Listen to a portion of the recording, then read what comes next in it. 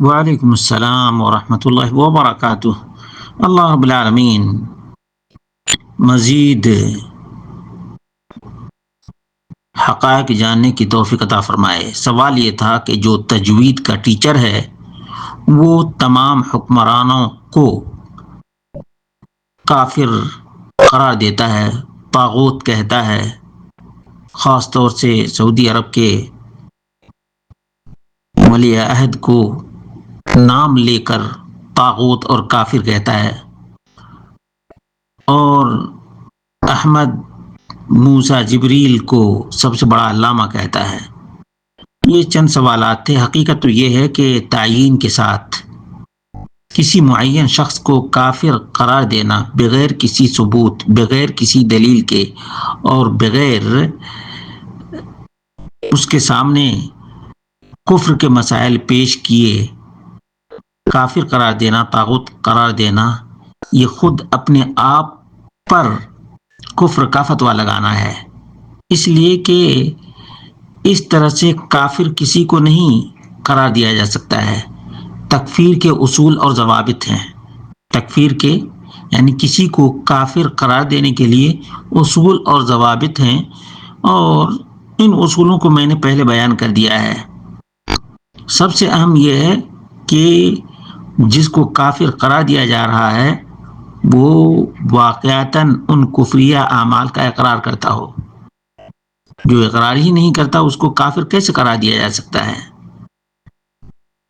اور یہ تحریکی مزاج ہے، شیعی رافضی سے اور قطبی سے یہ مزاج آیا ہے۔ کس سے یہ مزاج پیدا ہوا ہے؟ قطبی سے۔ قطبی یہ لوگ، یہ جو تحریکی ہے نا، یہ مزاج ہے۔ یہ مسلم حکمرانوں کو تو کافر قرار دیتے ہیں، لیکن جو بدترین کافر ہے، جو صحابہ کو نہ مانے، جو قرآن کو نہ مانے، جو سنت کو نہ مانے، وہ بڑا پکا مسلمان حکمران ہے۔ یہ دوغلی پالیسی ہے ان کی۔ دوغلے لوگ ہیں یہ، دوغلے، ان کو سمجھ لیں اچھی طرح سے۔ جہاں تک احمد موسیٰ جبریل کی بات ہے تو اصل یہ فلسطین کے رہنے والے ہیں، فلسطین کے۔ اس وقت امریکہ میں کسی مسجد کے امام ہیں، کسی مسجد کے امام ہیں، اور یہ تحریکی ہے۔ کیا ہے یہ؟ تحریک۔ نہ کوئی زیادہ علم ہے اور نہ ہی کوئی خاص اس کی خدمات ہیں، لیکن چونکہ تحریکی کی ہم نوائی کرنے والا ہے اس لیے وہ سب سے بڑا علامہ ہے۔ سب سے بڑا علامہ اسی کو کہا جا رہا ہے۔ لا حول ولا قوت الا باللہ۔ ایک امریکہ میں بیٹھ کر کے اور وہ تحریکی کی ہم نوائی کرے تو وہ پکا سچا بڑا علامہ بن گیا۔ لیکن جو اسلامی تعلیمات پر عمل کرے، اسلامی تعلیمات کے نفاذ کی کوشش کرے، وہ تو ان تحریکیوں کے نزدیک پکا کافر ہے، طاغوت ہے۔ لا حول ولا قوت الا باللہ۔ موحد طاغوت ہے، مشرک بڑا ان کا حکمران، مسلم حکمران، مسلم امت کا رہبر اور رہنما۔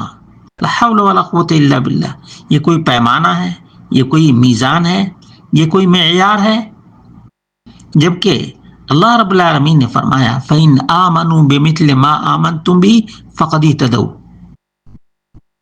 صحابہ جیسا ایمان لائے تب مومن ہوگا آدمی، تب ہدایت پائے گا۔ وَمَنْ يُشَاقِقِ الرَّسُولَ مِنْ بَعْدِ مَا تَبَيَّنَ لَهُ الْهُدَى وَيَتَّبِعْ غَيْرَ سَبِيلِ الْمُؤْمِنِينَ نُوَلِّهِ مَا تَوَلَّى وَنُصْلِهِ جَهَنَّمَ وَسَاءَتْ مَصِيرًا۔ صحابہ کے راستے کو جو چھوڑے گا وہ جہنم میں جائے گا۔ یہ قرآن کریم کا بیان ہے، یہ کسی علامہ فہامہ کی بات نہیں ہے۔